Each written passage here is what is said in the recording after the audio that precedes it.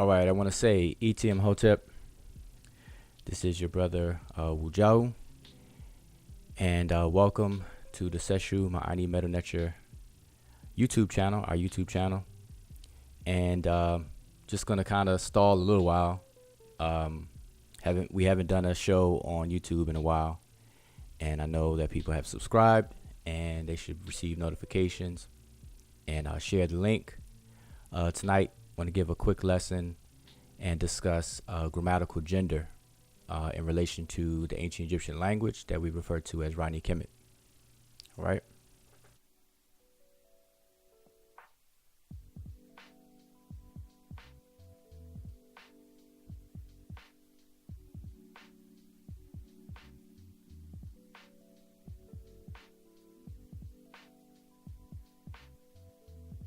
So before I begin, if someone who is watching now, first of all, I appreciate anyone who's tuned in.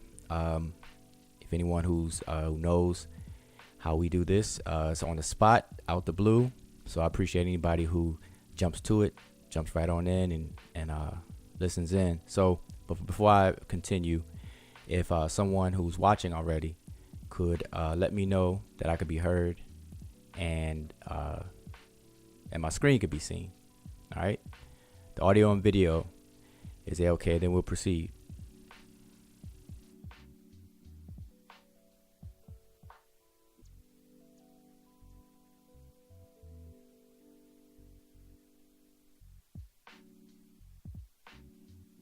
And while we wait, I'm going to continue to talk. But while we wait, please be sure to support and check out our websites.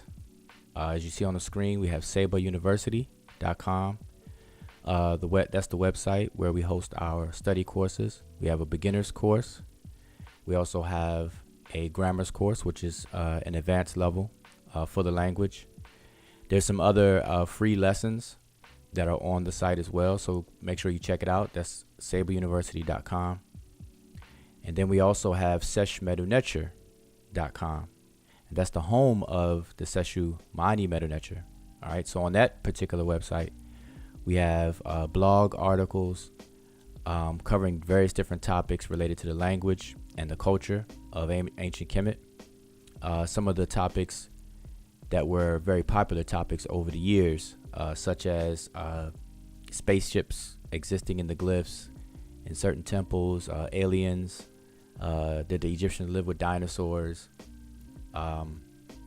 various different topics. Then we have some transliterations and translations that are done by various students of our scribal institution and members of the Seshu Ma'ani Meta Nature as well. All right. So make sure you check out that website. Also on that website, we have what we call a Per Majat, which is our library. So we have resources that you can gain access to, download. So make sure you check that out. All right. So, and if you're watching, share this video to anybody who you feel is may be interested in this topic. So let's jump in. So tonight's topic, as the video says, it is about grammatical gender. All right. And this is grammatical gender as it relates to ancient Egyptian or Ranykemet. All right.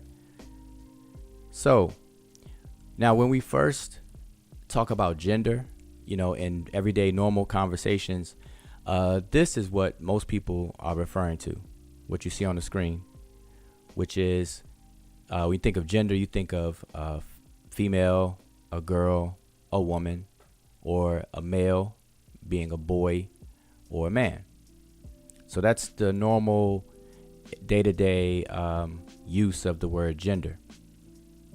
But as we're going to discuss, we're speaking about grammatical gender. All right. And there's a difference. Okay. So we have to make sure we understand and know the differences and when to use them. All right. So we're going to make sure we understand that. So grammatical gender, what is grammatical gender or gender? All right. So first we have to understand that gender is a grammatical category. All right, it's a grammatical category considered to be an inherent quality of substantives. Now, most people will usually refer to substantives as nouns. In case you are not unfamiliar with the word substantive or substantives, it's another word for nouns the way we use it today. All right. So again, gender is a grammatical category considered to be an inherent quality of substantives. All right. Now I want to pause right there because in order to really grasp this, we first have to understand what is a grammatical category, because gender is a grammatical category. All right. So we're going to kind of put a tack in here, and we're going to come back to this. So we're going to first move into and describe or define grammatical categories. All right. So what are grammatical categories? A grammatical category, which is also known as a grammatical feature, is a property of items within the grammar of a language. It has a number of possible values, sometimes called grammemes, which are normally mutually exclusive within a given category. All right. So examples of frequently encountered grammatical categories includes tense, which may take values such as past, present, etc.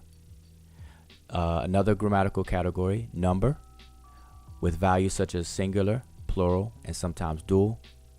Then we have gender, and this is what we're discussing. We have gender with values such as masculine, feminine, and neuter.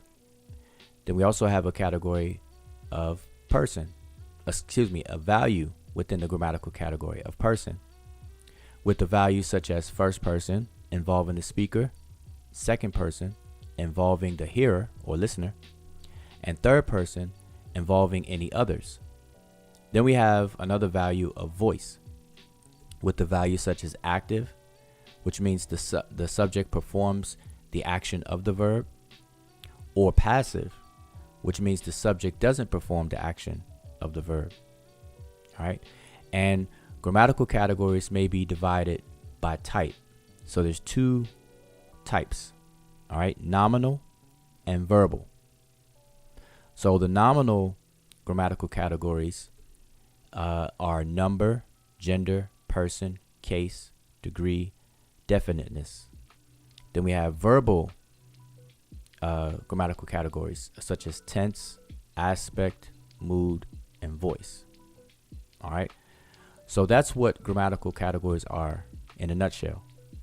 All right. But to continue, and this is the important point that we have to understand as a feature within various different languages, especially the ancient Egyptian language. All right. So what's the role of these grammatical categories? The role of grammatical categories and their interactions with syntactic categories form a system of agreement. Now that's very important to understand and remember. So grammatical categories and their interaction with syntactic categories form a system of agreement. Okay, just quickly here. So we have syntactic categories, which are several in number. And then we have grammatical categories, which are the ones that I just named. They work together. All right. And they form a system of agreement. All right. So what does that mean? Okay. So to continue. So for example, we say that the verb loves agrees with the noun Nefertari in the sentence Nefertari loves her husband Ahmos. Notice that we use loves. This agreement is partially based on the category of number. That is, whether the noun is singular or plural. It is also based on the category of person, which covers the distinctions of first person involving the speaker, second person involving the listener, and third person involving any others. The different forms of English pronouns can be described in terms of person and number. We use I for the first person singular, you for second person singular, and he, she, it or even Nefertari for third person singular. So in the sentence Nefertari loves her husband Ahmos, we have a noun Nefertari, which is third person singular. And we use the verb loves and not love to agree with the noun. All right. So in other words, we wouldn't say Nefertari love her husband Ahmos. We have to say Nefertari loves her husband Ahmos with the S on it. All right. So this verbal form here has to agree with the subject. All right. So hopefully everyone understands that.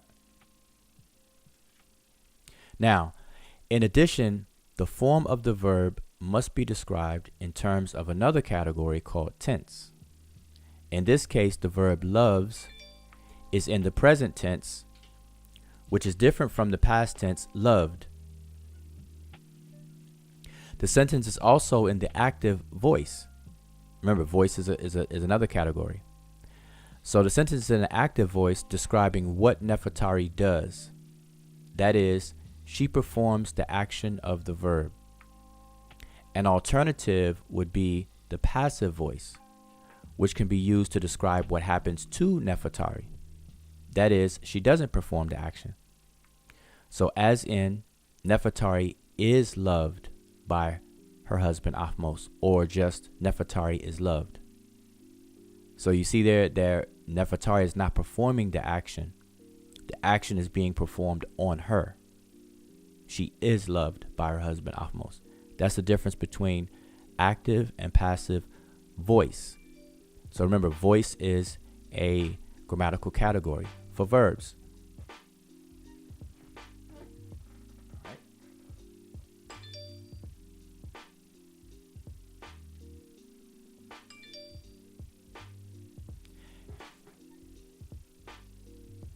Now, to continue, our final category is gender, and this is what we're discussing tonight. And this is going to be brief because it should be pretty straightforward. So our final category is gender, which helps us to describe the agreement between Nefertari and the word her in our example sentence. So in English, we have to describe this relationship in terms of natural gender, mainly derived from a biological distinction between male and female. The agreement between Nefertari and her, the word her, is based on a distinction made in English between reference to female entities, which are she and her, male entities, he and his, and things or creatures when the sex is unknown or irrelevant, such as it and its. Okay? So this is, in English, a biological distinction is made. All right. So here are those grammatical categories again. So we have nominal and verbal. Nominal, we have number, gender, person, case, degree, definiteness. And on the verbal side, we have tense, aspect, mood, and voice. All right. So we just now went through a couple of these on both sides, the nominal and the verbal side. We discussed tense just now. We discussed voice. And on the nominal side, we discussed number, gender, and person. Okay. So, but I want to focus on for the rest of this discussion is gender. All right. So remember, we're discussing grammatical gender. So remember, gender is a grammatical category. All right. And it's inherited quality of substantives or nouns. All right. So now remember I said we're going to put a thumbtack in here and go over grammatical categories. So now we're going to, untack it and we can continue now. So now that we got that under our belt. So common gender divisions include masculine and feminine, masculine, feminine, and neuter in English. We also have animate and inanimate. There's some languages that have the gender of animate and inanimate. English, we don't have that. So a lot of us may be unfamiliar with that distinction. In a few languages, the gender assignment of substantives is solely determined by their meaning or attributes, like biological sex, like what I just showed you. Nefertari being a woman, we would use a pronoun she or hers or her. All right. We have humanness, and then we have animacy. However, in most languages, this semantic division is only partially valid, and many substantives may belong to a gender category that contrasts with their meaning. For example, and then we have the image below. So this image below is the word shinit, all right? And it is describing a court of men, an entourage of men, usually an entourage of the king, and so on. But this word is a singular feminine substantive or noun, but yet it is a word that refers to a group of men. Okay, so this is an example of where the biological sex is in contrast to the grammatical gender of the word. Okay, so this is why it's important to understand the difference between biological sex, as we would normally discuss this, female, girl, woman, and male, boy, man, with grammatical gender. All right, so we have to keep that in mind. And there's some overlapping. All right. So in this case, the gender assignment can also be influenced by the morphology or phonology of the substantive, or in some cases can be apparently arbitrary. So gender assignment of words, it can be based on biological sex of a human or an animal. It can also be based on the morphology of the word or the phonology of the word. Okay, or it can be completely arbitrary. And usually when we see it as being completely arbitrary, there's usually some of historical reason behind that. And by historical, I mean a long history of the language, and possibly from the language parent of the language from which it comes from. All right, through time. Now in English divides substantives into three genders: masculine, feminine, and neuter. Whereas Ranykemet, or ancient Egyptian, distinguishes only two genders. That's masculine and feminine. Now in Ranykemet, most substantives are either masculine or feminine, while some substantives may exist in both genders. So what does that mean? So you can look at it this way. So in Ranykemet, or the ancient Egyptian language, all of the substantives, in other words, all of the nouns that we call words that we call nouns today, they are either masculine or feminine. Okay, so you can look at them as two sides of a coin. When you toss a coin in the air, it's going to land on either heads or tails. There's no such thing as a sideless coin, a coin that doesn't have any sides. So likewise, the substantives or nouns in the ancient Egyptian language, Ranykemet, all of them are either masculine or feminine. But there are some substantives that have a masculine and a feminine form, whereas the rest of them exist in one or the other. Okay, so that's important to understand.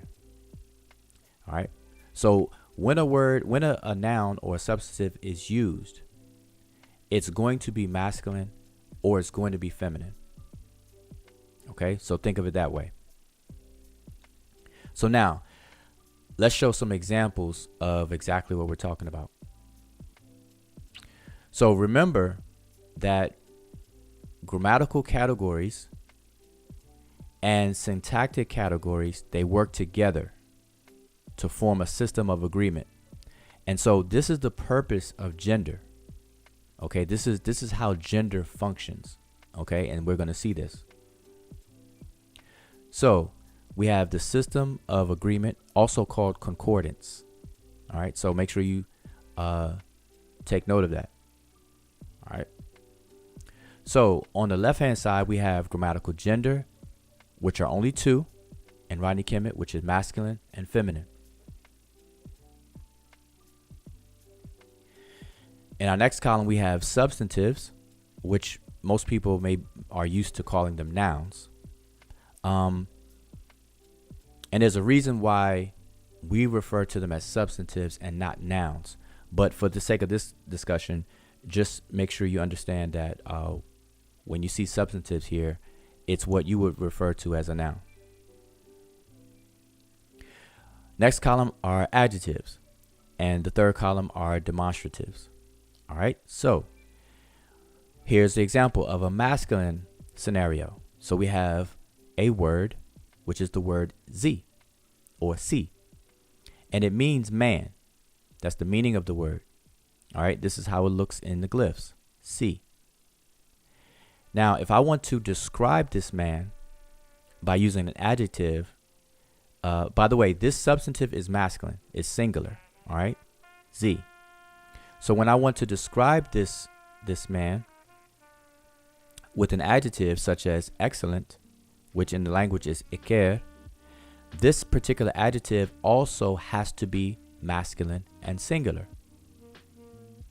All right, so this is what's meant by concordance or agreement. It has to agree with the substantive that it's modifying in gender and number. Now, we're only discussing gender, but it has to agree in both gender and number. All right, so this is masculine word, and this is a masculine adjective.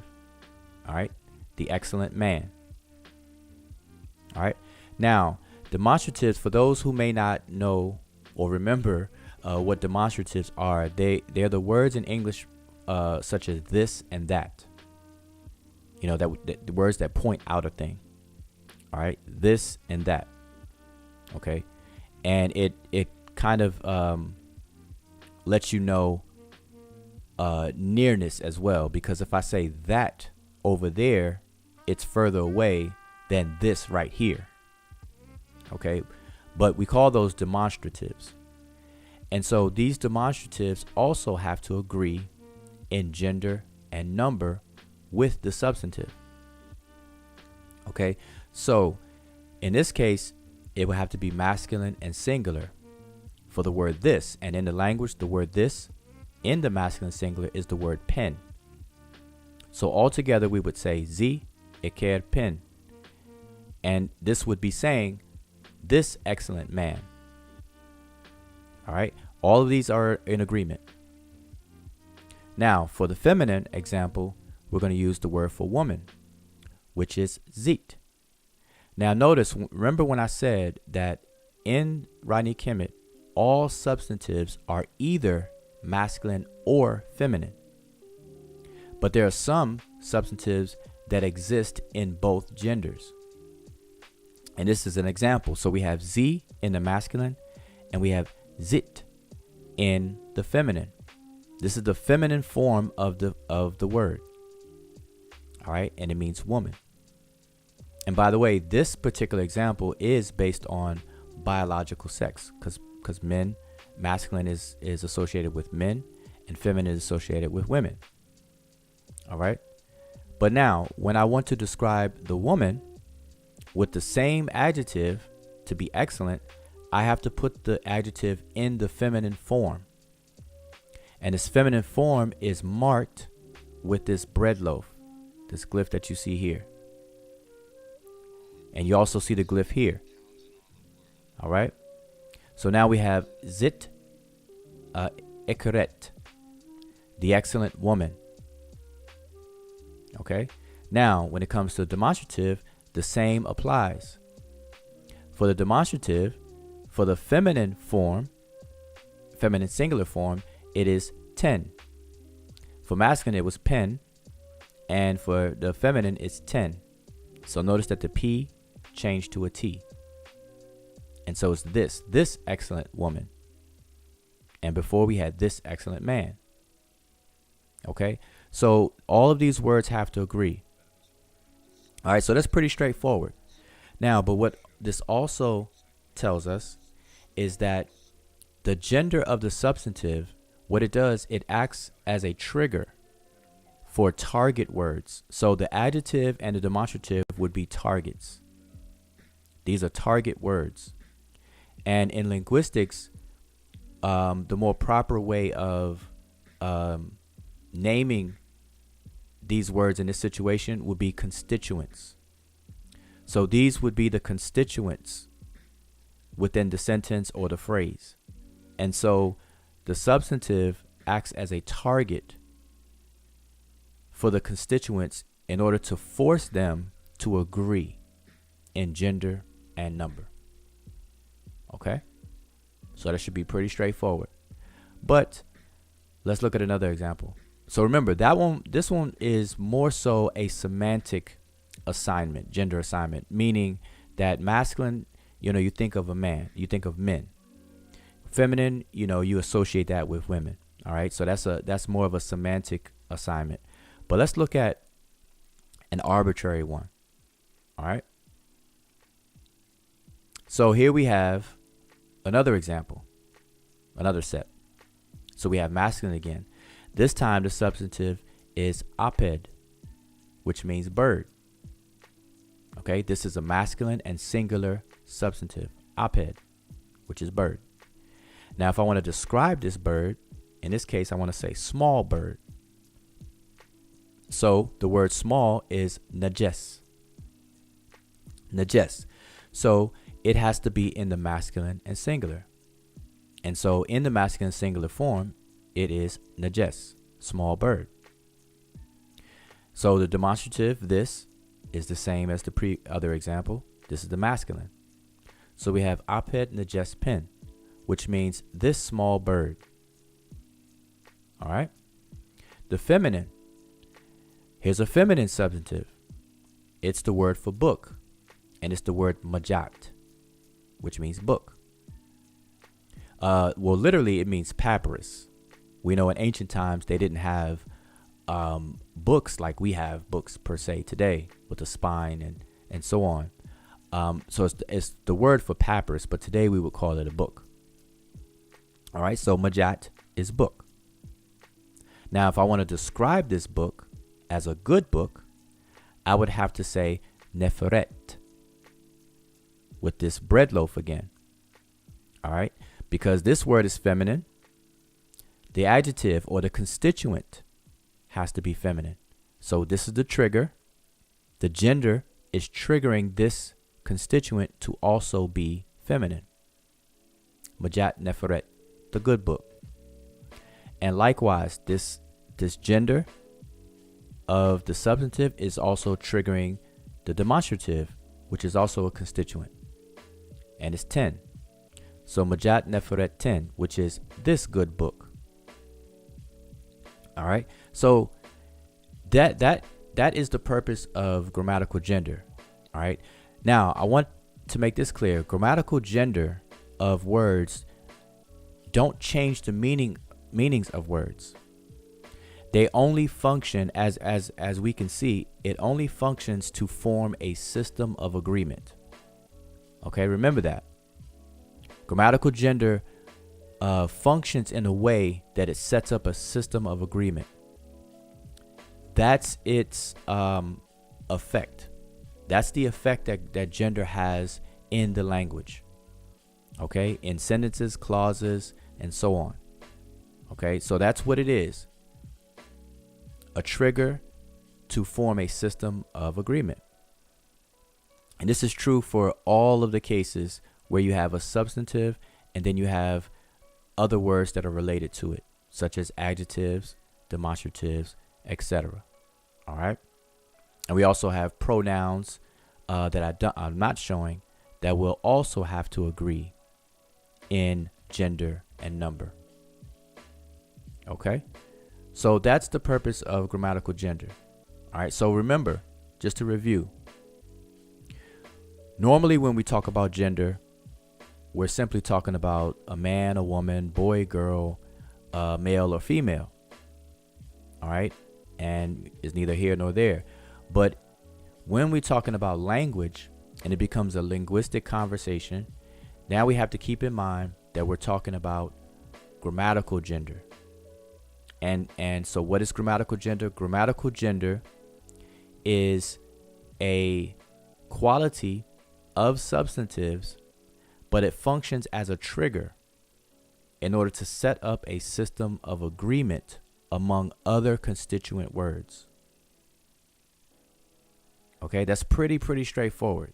So I'll repeat that. Remember, gender or grammatical gender, it is a quality of substantives where those substantives act as a trigger to force the constituent words that are used with it to agree. So it sets up a system of agreement. And we call that agreement also, we call it concord or concordance. All right. And this is a feature within Ranykemet. It's a feature in English. It's a feature in most languages around the world. Not all, but most. All right. So remember that. That's pretty straightforward. So I just want to touch on that and make this real short and simple and to the point. And if you have any questions, please make sure that you, if you're also on Facebook, if you're watching this on YouTube, if you're also on Facebook, make sure you join our Facebook group. All right. This is what you see on the screen. Seshu Ma'ani Medunecher, which actually translates as the loyal scribes of divine words. The word ma'a is the masculine form of the word ma'at, since we're speaking about gender. Okay, ma'a, which means it can mean loyal, which is true, law, true, loyalty. When we use the word loyal, you're saying you're true to something, you're loyal to it. So we describe this phrase, Seshumani Medunecher, as loyal scribes of divine words, aspiring to become true scribes of divine words. And so you see that we play on that word ma'a for its both of its meanings. All right. But anyway, make sure you join our Facebook group if you have any questions. There's a lot of information there. We've had the group for I believe over 2 years now, and so there's a lot of information. If you scroll through, a lot of discussions, and it's very active. So make sure you join and get your questions or comments or anything. All right. And also, I can't leave without letting you all know this. Also support Heka Apparel, hekaapparel.com. Because it's the holidays, everything on the site is 20% off. All right. So it's sweatshirts, hoodies, t-shirts, shoes, hats, you name it. Check out the site. Everything is 20% off, and there's a coupon code of holiday20. All right. So make sure you check that out. Support. I know the holidays are coming up. Get something for yourself. Get something as a gift to somebody else. And make sure you check it out and support. All right. So I'll take a brief moment to see if there's any questions or comments in the chat. And I know there's a delay. So if you had a question that you typed already, repeat that. Or if you have any comments, now's the time to put it in there. So I'm going to take a moment and check those out. All right. So let's see.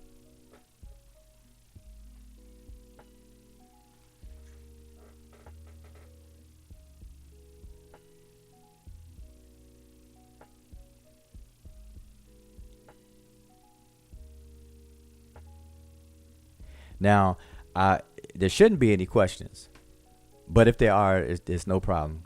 I'll make sure I do my best to answer them, because this is very, very simple and very straightforward.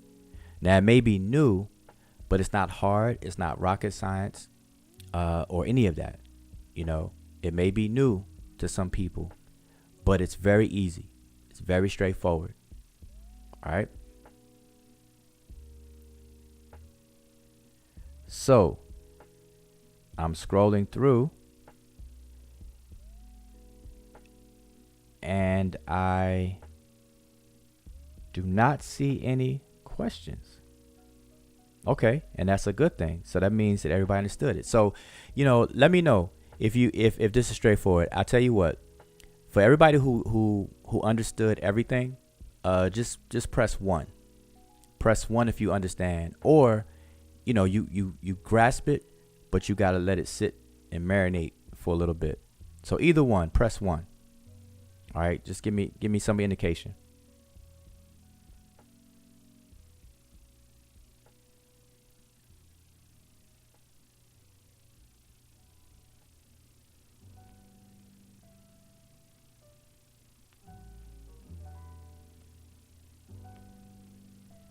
Okay, I do see a comment by Pan-African Designs and Apparel.